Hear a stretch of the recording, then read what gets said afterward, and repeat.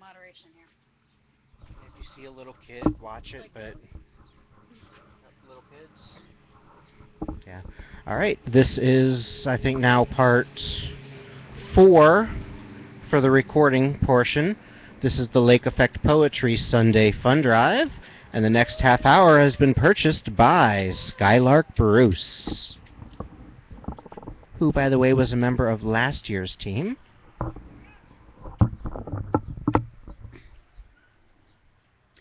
Smile! Hey, girl, smile! Why the serious face, woman? Smile! Smile, smile, smile. Strangers think they own my face, but I don't remember selling it to them. I like to smile. I smile as often as I want to, which often makes people wonder what I'm thinking. Sometimes when I'm concentrating hard, my smile runs off my face and into my brain to help. This is usually when some douchebag I've never met before decides my expression isn't good enough for him. Smile and the world smiles with you. But he won't do the smiling. Somehow, I have to do the emotional labor for both of us. Cheer up, girl! If he said hello and smiled at me in the first place, I'd probably return the greeting gladly. Hey, lady! Smile for me! Perhaps the most annoying are those who tell me to smile when I'm already smiling. Do they even look at me before ordering me around? Turn that frown upside down! One day at work, I was handing a lollipop to a toddler, laughing and smiling, when a man came out of nowhere and pounded his fist on my desk. Smile! I'm not sure if that was worse than the week before. A man spent several minutes trying to convince me that the repetitive task I was doing, that I didn't actually mind, was on par with concentration camp torture. We can't win. Smile, baby! Perk up, honey! It's nearly always men who tell women to smile. I guess men's faces actually belong to men. We should redefine orders to smile as sexist street harassment, along with wolf whistles and hey babies and stranger ass grabs. It's not a compliment. It's not mere attraction. It's not a guy thing. Refusing to carry an umbrella is a guy thing. They want to see me as a good girl, always cheerful and bubbly, soothing the woes that only they have. Teach me how to be a submissive, grinning girl. Let me cater to them endlessly. Make me a coy customer server of cheer, a marionette for them to manipulate. And I'll do it with a smile on my face.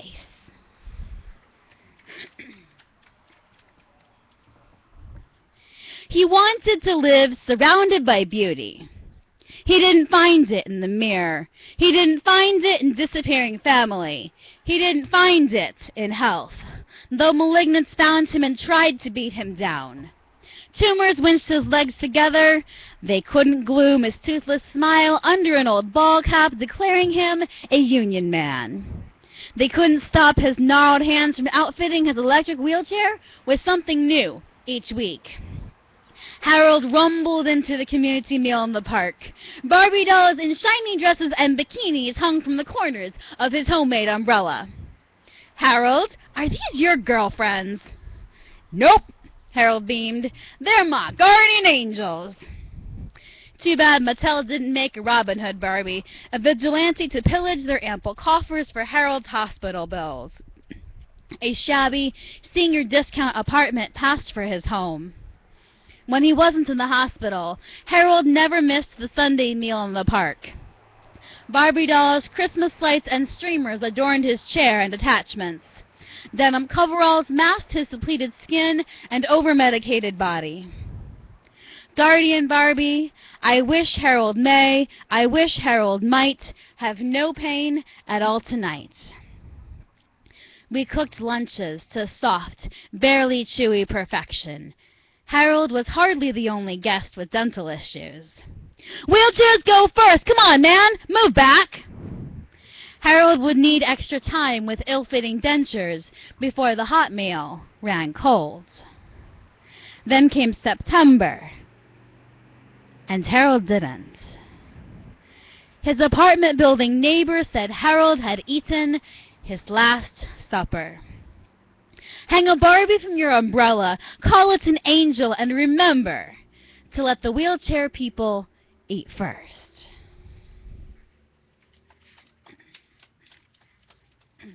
I'm reading right now from my full-length book, which I have multiple copies of if anyone wants to purchase one. They are $15. There are 2 different covers. This one is Graffiti Wisdom, Fucking Free the People. The moderated cover has a different child on the front, and it just says Graffiti Wisdom, Free the People. So take your pick. But the inside is the same, so you will still have this piece in there. Fuck the saints among us. The do-gooders swathing themselves in our guilt. To hell with the heaven-bound. Why can't they leave well enough alone? There aren't enough overachievers to significantly change anything. So all they really do is make the rest of us look bad. It's just bullshit. The nuns with their chosen poverty, the inner-city teachers' hopeful idealism, clergy visiting sick people, volunteers making food, tutoring, organizing donations, driving people to appointments, and campaigning for rights. Service workers getting in the way. We can't turn a corner without self-styled heroes showering us with regret. These saintly brethren are downers. They won't let us enjoy vacation or payday. Even evenings and weekends are on their radar. They take all the fun out of being selfish. Hedonism and greed are excellent virtues, but these role models paint them as vices. Some say, we need these goody two-shoes so the world won't sink into the shitter. Have they not noticed? The world is already in the shitter. They should take their 2 good shoes, pull up their bootstraps, and walk all over each other. Think outside the soapbox. Let us relish our material consumerism madness. Show us no pictures of sweatshops. Tell us of no deplorable conditions in need of change. But the children, wah, wah, wah. But the elderly, wah, wah, wah. But the sick, but the dying. I don't want to hear this. Shut up. It will go away. Maybe they'll go on, spreading love, justice, and peace with every sandwich for the hungry and bandage for the bleeding. Maybe they'll always be underfoot, persistent until the end of time. If we can't beat them back, we might have to join them.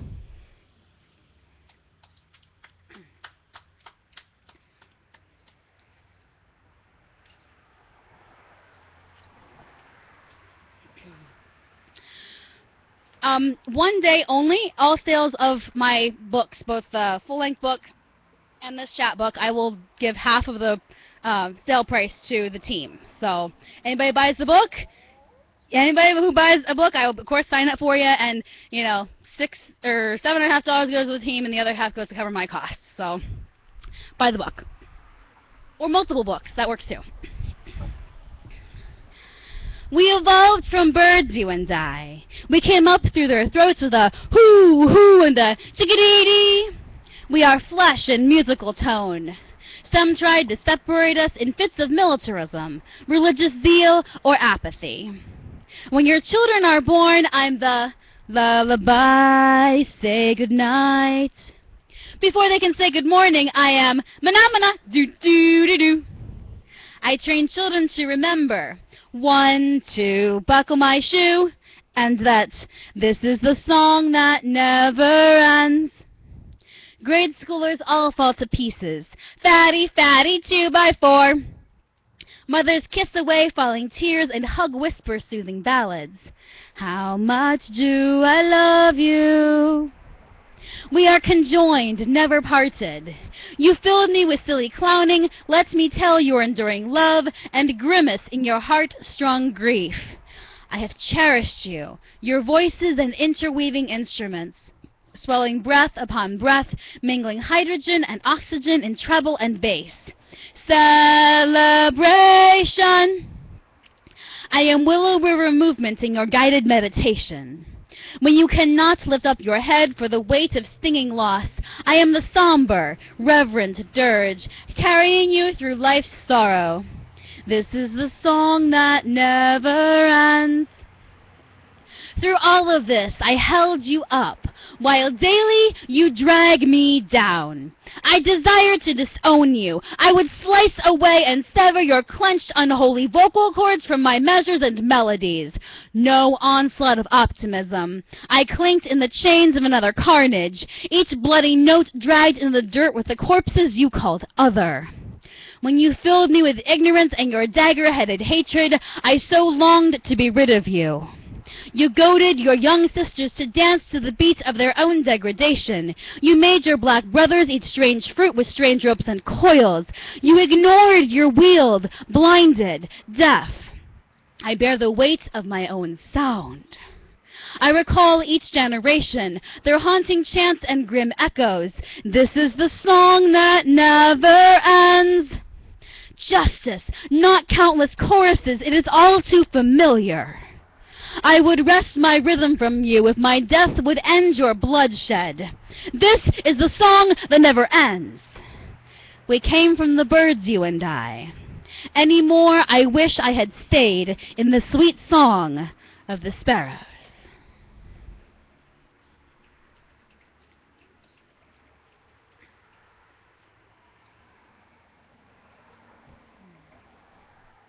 The things I couldn't say. I spent the better parts of Friday night, my face burrowed into the carpets of your chest, wishing I had words, any words, to say to you. My thoughts pooled in swirling eddies, cycling about but never escaping through my lips. I did manage to tell you. For being a poet, I sure can't come up with shit to say. Thinking all the while of Miranda from Sex and the City and her insistent, sex is the only time in my exceedingly verbal, overly articulate life when it is perfectly acceptable to shut up. There is a time to dam up the river of verbal expression with sticks and mud built by reticent beavers, but then comes springtime, when murmuring streams begin to trickle again. I trickled, but not at the level of your torrent. Your affirmations rained down on me, brushing over my stretch marks, blessing my cellulite, burnishing every blemish into a shine of beauty. Perhaps my quivering, sighing, moaning told you everything I couldn't say with words. Or maybe I will yet breach the levee between my mind and my mouth and let my cascade envelop you.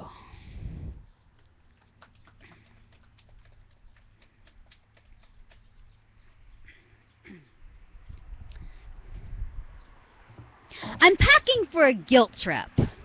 Most important is never travel light. I'll take as much large baggage as I can find. No matter how much it holds, it's still overflowing and awkward. My ID and boarding pass will transport me to the land of if only. And why me? These dresses will help me skirt the real issue. My tennis shoes are all the better for running away. Rope. Lots of rope. I never know who I will need to lasso into my journey. Games for the road. Oh, here. Going on a guilt trip. I'm not ashamed. Who wants to go with me? We can all pass the blame. Blaming my weak muscles and wearing my best pitiful face, I pass my suitcases off on any person who will carry them. Then I insist they're doing it the wrong way. I find fault with anyone who doesn't want to carry my bags. Even when they protest, I'm not a bellhop. I never let anything go. I bring a spare suitcase so I can fill it with random bits of rubbish along the way. Heavy, juicy, leaking all over everything and everyone. I make sure everyone knows I'm going on a guilt trip. I'm not ashamed. Who wants to go with me? We can all pass the blame. I pick a passing stranger to join me on my adventure. The gullible really don't have a choice, because it would put a helpless, defenseless person, me, at the mercy of the terrible, mean, awful world. Some signs of these easy marks include rosary beads and anything that declares the person to be a nurse, teacher, or social worker. I also watch for people who pick up their trash when they miss on the first toss to the can. So over-responsible. I get a thrill of glee when I learn that my new companion is the oldest of multiple children.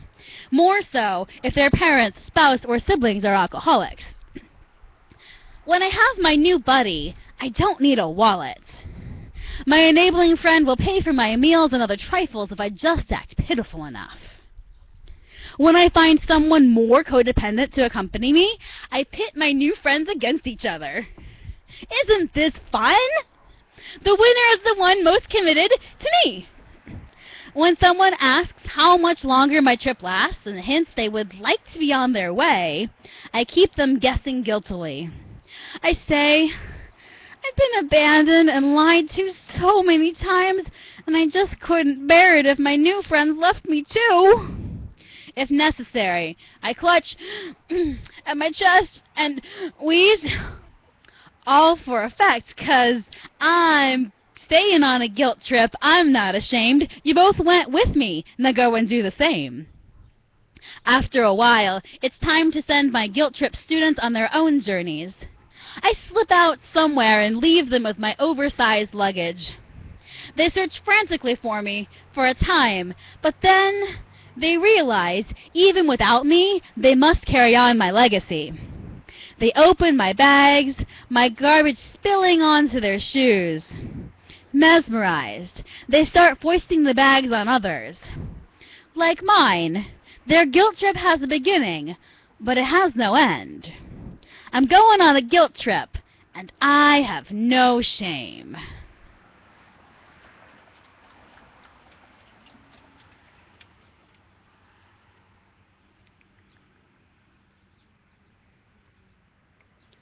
"29-year-olds aren't supposed to need knee surgery. At least, that's what my orthopedist said. I'm not supposed to have arthritis or complex tears in my medial meniscus, least of all a piece of that muscle flipped up under my kneecap. This isn't supposed to happen for a few more decades at least. But I'll take it. I'll do a swap. If I take all the sickness, injury, and pain of my senior citizen days upon me now, then I will experience the carefree, boundless energy of youth when I'm in my 70s and 80s. I will be the first 90-year-old on the U.S. Olympic volleyball team. I'll rarely get so much as a sniffle, while others exhaust their Medicaid funds. Bring it on. Rather than dreading my aging years, I anticipate them because I will be on the upswing. I will pay the price at 29, 30, 31. I might be made of swapped-out spare parts by 40, but they will gleam. I've got the insurance coverage in the present. May as well use it. Women usually reach their sexual peak around 45. Oh, I'll have a peak then, but come 65, it's all uphill from there. The cougars of tomorrow will worship a new goddess. Move over, Aphrodite. I'll blow past all the age-related world records for mountain climbing, biking, swing dancing, swimming the English Channel, topping Mount Everest, longest non-stop Lindy Hop. Mine, mine, all mine. Usually, young looks are prized among belly dancers, but I will not only have the skills, I will also have the looks at 85 to make even the straightest woman and gayest man drool at my shimmies and snake arms. I cower in pain now, wincing with each shaky step down the stairs. My mind draws pictograms of my right knee buckling, as it has with terrifying frequency, and my left warns it may not always do the work of two. Yank 'em out. Hip replacements, hearing aids, and pacemakers don't faze me. The original model came without a lifetime guarantee, so I'll swap them for parts with longer mileage. I will be a spry, elderly person with strength and balance as my hallmarks. Dementia and Alzheimer's often deplete astute aging minds. My chapbooks and full-length poetry collections, published well into my 90s, will easily title me not just most prolific lifelong poet, but also best poet of any age, and she's 100. I dare say I will quite enjoy this swap.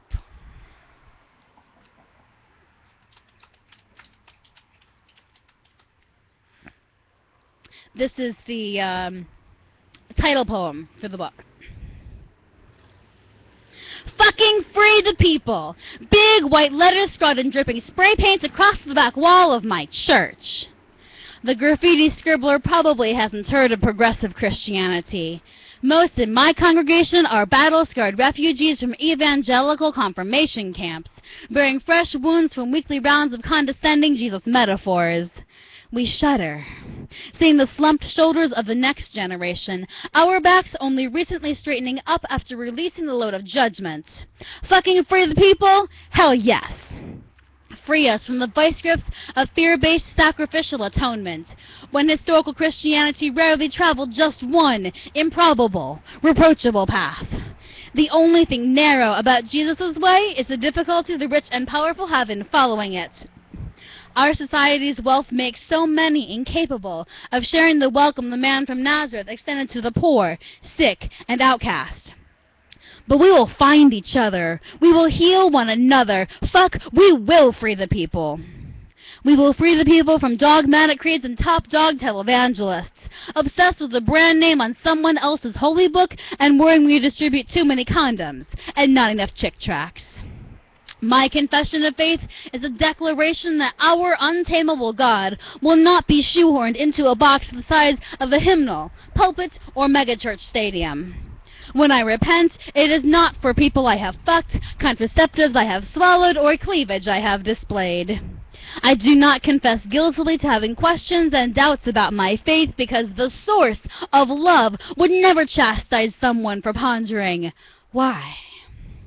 I do confess the times I have averted my discomfort to gaze from a terminally ill person with bed sores, the days I hope no one would make me think about race because I wanted to marinate in my white privilege. I repent of the times when my mind churned into a pool of disgust rather than compassion for the old beggar asking for coffee and a cigarette. Free the people from the church, for the church, by the church. Fuck the free people when they forget to free others. Free the fucking people from clouds of invented shame. Just fucking free the people. Hand me that spray paint. Under this graffiti, I'm writing, "We're working on it." Will you help?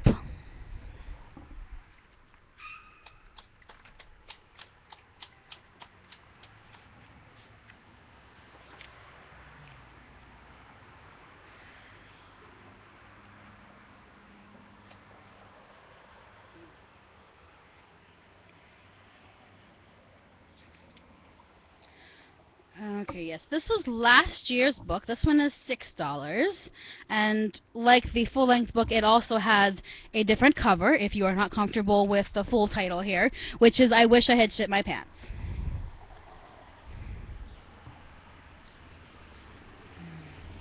He wrapped his fingers around my neck, screaming. He dug his grubby fingernails into my sweaty skin, pleading not to let him go. The desperate outburst from the year-and-a-half-old child in my arms erupted because he glimpsed his mother. His mother, su madre, who we believed to be abusing him or looking the other way while someone else did. The belt mark, oh the belt mark, raised welts on the boy's back and the cruel outline of a large metal buckle. Luis arrived at the daycare that morning as a new admission, and on the first diaper change, my coworker discovered the bruising. He slept on my lap most of the day. He should have that much time to be safe. Tranquilo. I wanted to hold him forever, keep him away from every terror. In Bolivia, Children's Services does very little. They place abandoned children in orfanatos and not much else. The daycare director said she would meet with the mother when she came to pick up Luis. 1, 2, 3, 4 o'clock. The hours never marched forward so fast before. Beep! Le toca Luis! The intercom summons I dreaded all day. I carefully gathered Luis's few threadbare belongings into his stained backpack. Bailamos! Urged the Santa Cruz sunbeams. Let's dance and we will soothe his pain. I contemplated taking a circuitous route through the playground, kitchen, library, in the implausible hope that a minute more away from his mother would amount to something. But I just walked slowly. When Luis saw his mother, he clung to my neck and began to wail. I froze, trying not to run away and take him with me. I was prepared for me to despise this woman upon meeting her, but, mi Dios, what daily terrors has she been serving him? All the other kids run happily to their parents. I bent down to stand Luis on the floor. He kicked his legs back and forth, tightening his grip and crying, "No! No! No!" I turned to the director, Lucy, and she reached out to take him. I pried his fingers loose from my neck, easing him into her arms, and then, the hardest moment of all, turning my back and walking out of that room. I tried to tell myself that Lucy would handle everything, but I knew she couldn't do much. Her hands were bound by parents favoring laws and public officials who minded nothing but bribes. If ever there was a country whose children needed los políticos on their side, it was Bolivia. My wooden feet could barely carry me to the closest bathroom. Despite my quivering lower lip and welling eyes, I felt hollow, ineffectiva. After my emotional release, I tamped my heart back down and returned to the toddler room, where 15 more Boliviano children waited for their parents. I appreciated those parents more now, for despite their flaws, they cared for their children. I prayed Luis's mother would learn from them. Muy rápido. Vertigo, what time are we at?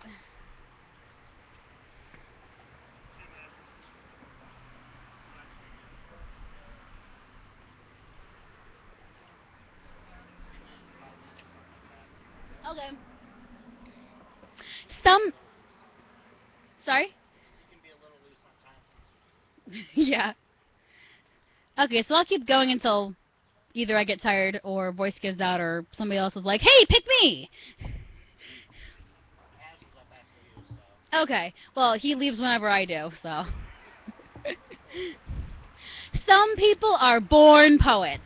Others of us have to work really hard to force the turnip blood ink from the pen onto taunting empty pages.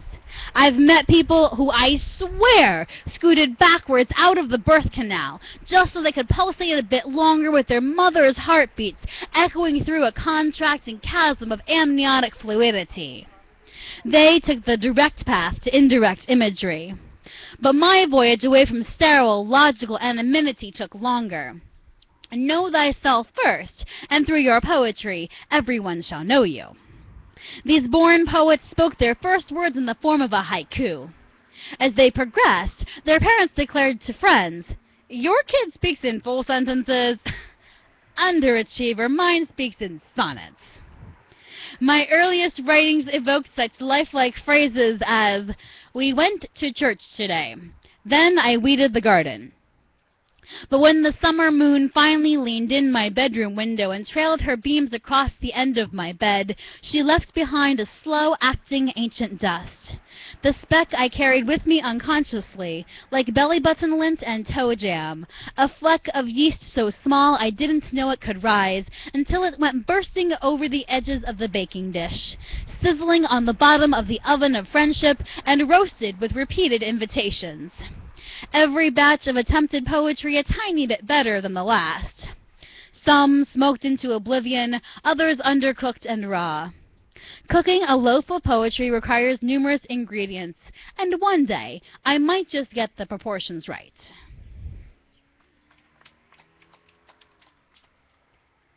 Anybody ready for a funny one? Okay, good. Well, you know, I like to have not all the funny ones together. I hate litter. I pick up other people's discarded trash when I can. When I can't, I figure the least I can do is refrain from littering myself. Never did I imagine this to be an insult. I was wrong in Bolivia. I learned the horror of not littering, the offense of carrying my trash until I found a trash can, the imperialistic snobbery found in abstaining from litter. I was with a couple from my Bolivian church. We'd bought ice cream bars at a vendor and then ate them while walking down the dusty, trash-strewn dirt road. Ronaldo and Genesia tossed their wrappers with the last sugary swallow. But I held tight to my rubbish, silently determined to deliver it to the nearest bote de basura. Throw it on the ground, Ronaldo insisted. I'll wait, I shrugged, trying to avoid the conflict. This is Bolivia, Genesia acted appalled. Everyone throws their trash on the ground here. I tried to appear indifferent rather than annoyed. It's okay, I don't mind. But we mind! That's Bolivia! Throw your trash on the ground! I honestly expected them to rip the wrapper from my fingers, but somehow the subject changed to something apparently less controversial, like states seceding from the Union. At dinner that night, Genesia gushed over the restaurant meal, and rather than promise to bring her back, Ronaldo told her to make it at home. You might make it for her birthday, I suggested. Men don't cook, Ronaldo scoffed. Why not? Anyone can cook. I knew an avalanche was on its way. Does your fiancé know you think like that? Snow shovel at the ready. Of course, we both like to cook. He will not marry you, foolish girl. Sigh. Cooking is about what's between your ears, not what's between your legs. Dagger-eyed, pursed lips. Men don't cook. You will never get a man to marry you. How about this, Ronaldo? I just won't marry you. More jagged stares. I could hear his appalled thoughts. She won't litter, and she expects men to cook. American princess. If that's what it means to be a U.S. citizen, then for a change, I'm proud to be an American. And I will do my usual closing piece for the last piece that I will do. English speakers sometimes say that Spanish sounds sexy.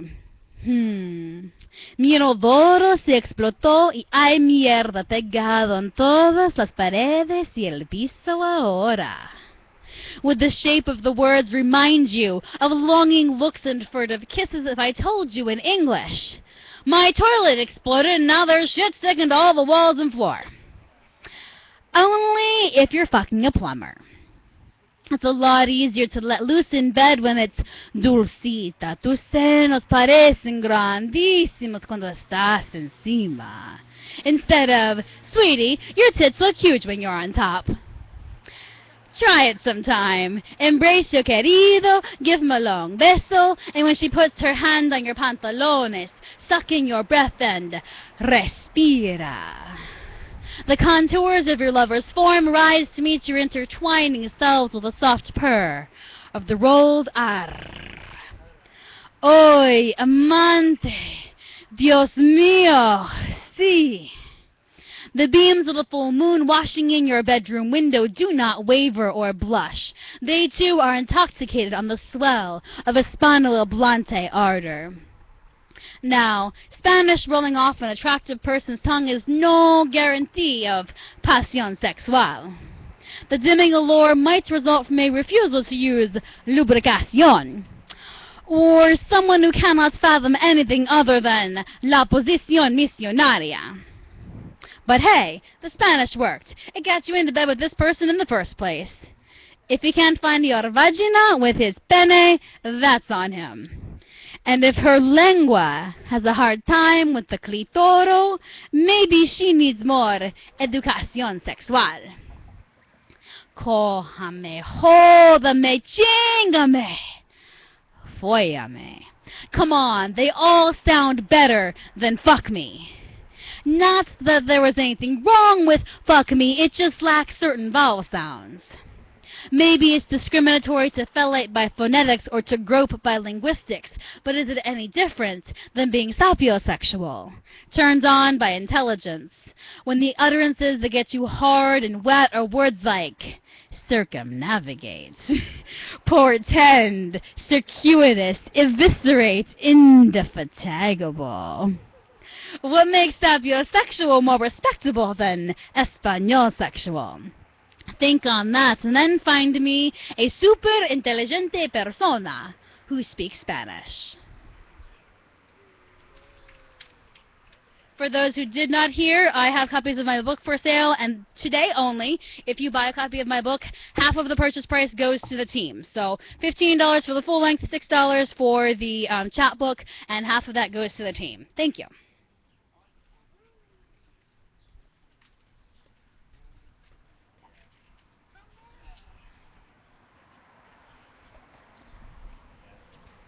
You gonna stop and restart it, or?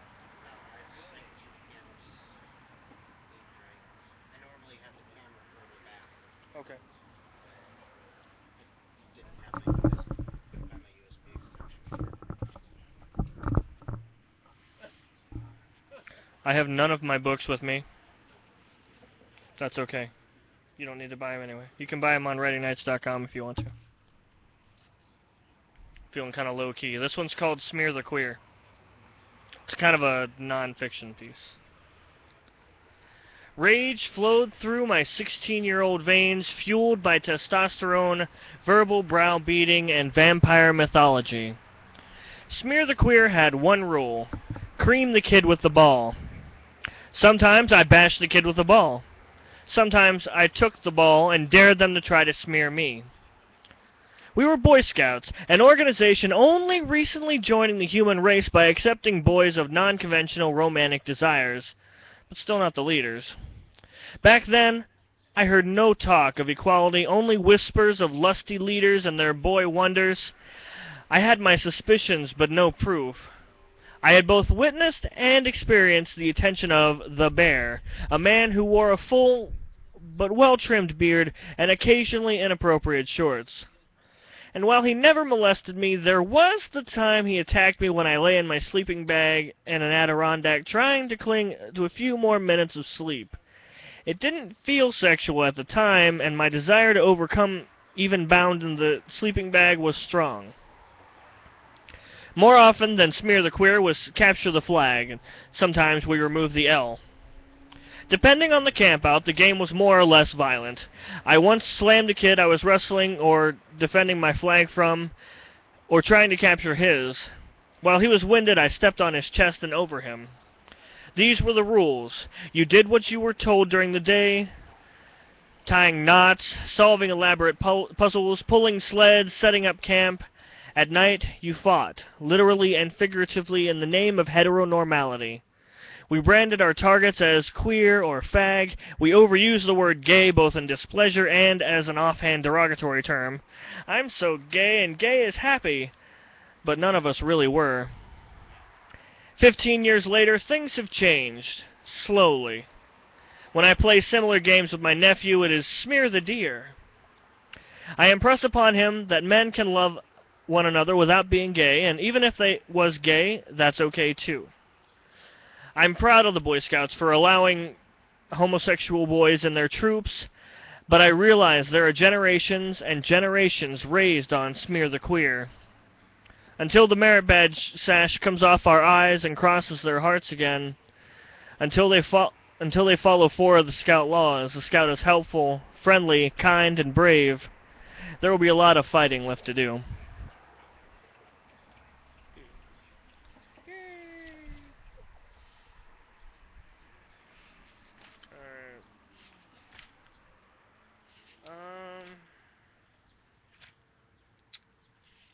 I don't know any of these.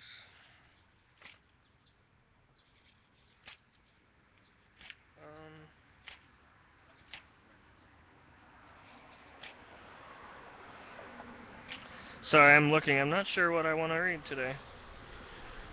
I featured last night, so I read all my good stuff then, and my other good stuff that I'm not sure exactly what I want to do with it. I should do blue balls. Yeah, sure, why not? What? And piss off Vertigo. Vertigo, would you be pissed if I do with a blue balls poem?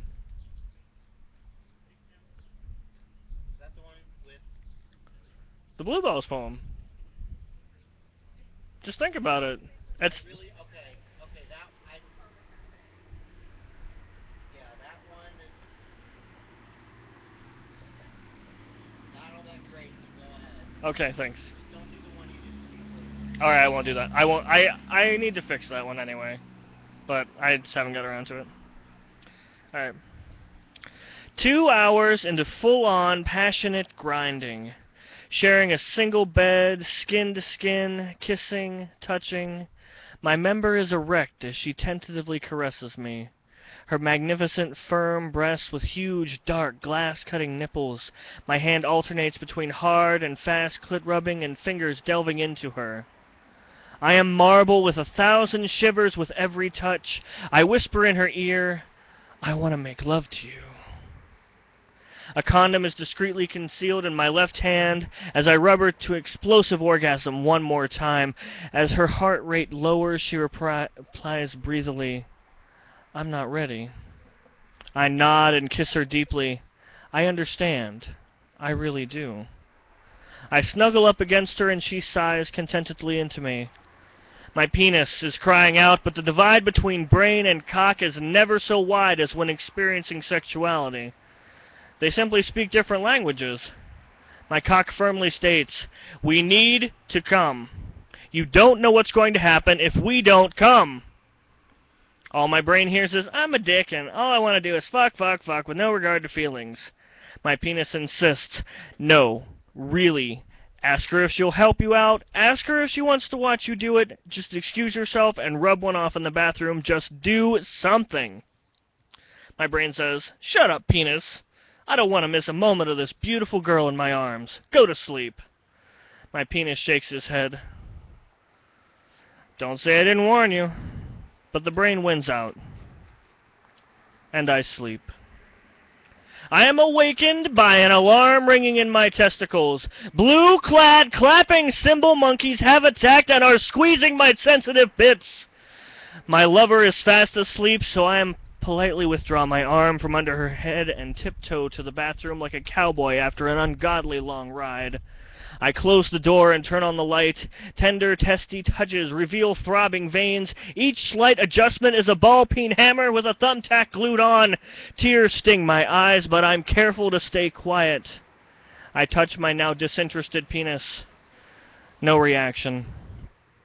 I try to stroke it, careful not to jostle my balls too much. The pains are disconcerting, but I need to come. If I don't, this pain will not cease. Come on, my brain says. My penis yawns. What? My brain says, okay, you win, let's go. My penis sighs. He told me to go to sleep, so I went to sleep. My brain pleads, but it hurts! Penis replies, sorry, dude, consider this karma for you being pretentious. I'm not in pain, you're fucked. Or not. Ha! What a dick. I turn to the toilet for a momentary respite of piss warming. I clutch my balls softly. I head back to bed, hoping sleep will dull my pain. I curl up next to her, now uncomfortably sweating in the July night. My aching balls occasionally shooting pain through my body into my abdomen. Each stray movement or touch snaps me into wakefulness. I try to trick my penis by cupping my lover's sleeping breasts, but she turns toward me, making any such fondling uncomfortable. I sigh. My penis cackles in its sleep. Hours of on-again, off-again sleep.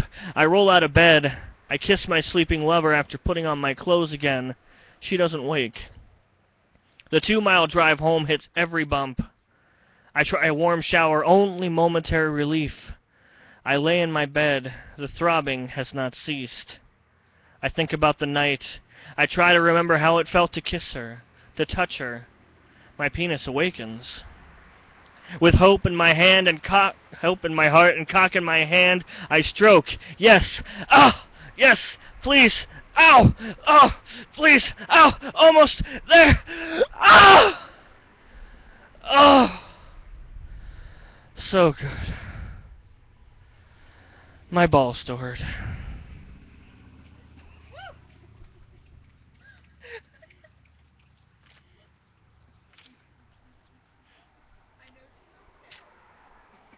You're welcome.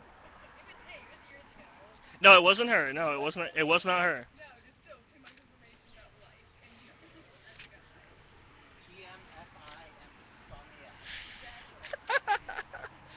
Or not enough FMI or something. Um. Okay.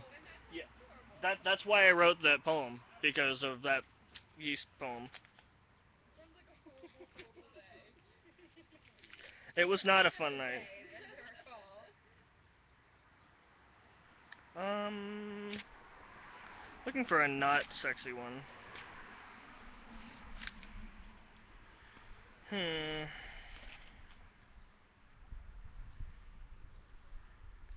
Where's my Connor poem? Where is it at?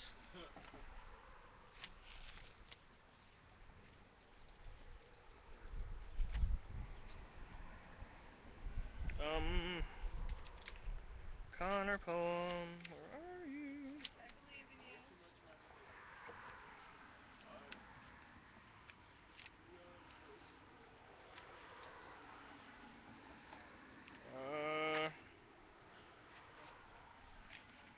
Okay, I can't find it.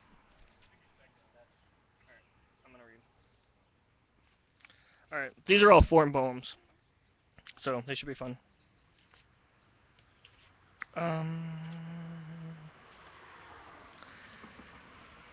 Since my lovely, wonderful girlfriend read her poem about me, I'm gonna read one about her.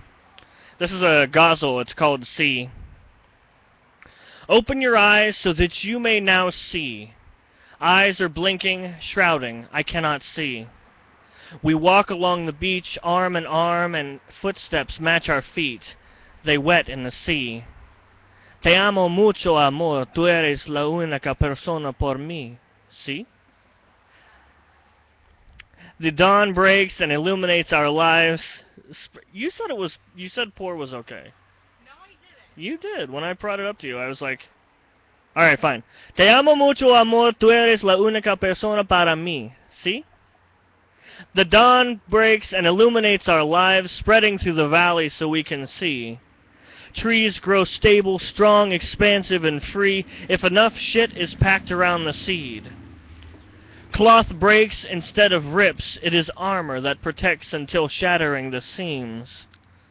Clairvoyance brings us closer to aether, swirling around us, reading and seeing.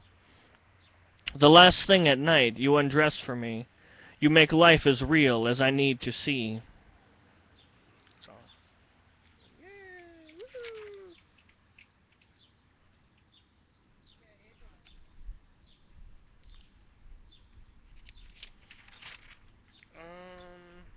How much longer do I have?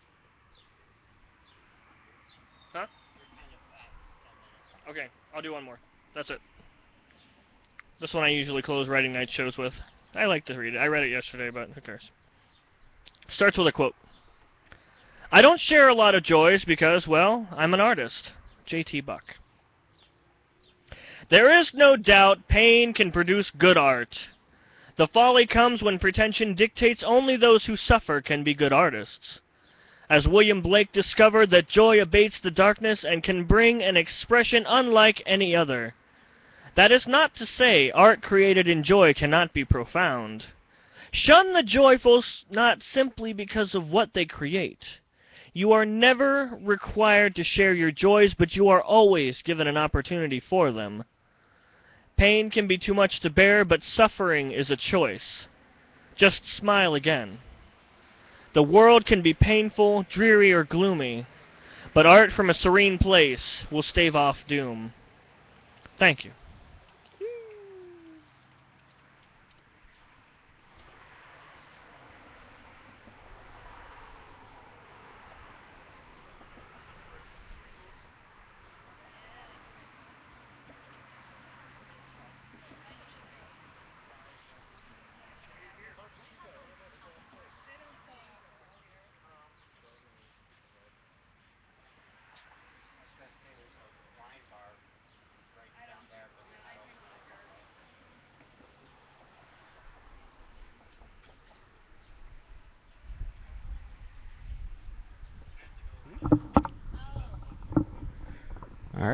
Does anybody else here wish to buy some time on the mic today? All right, I'm going to go ahead and pause the recording on the Ustream broadcast.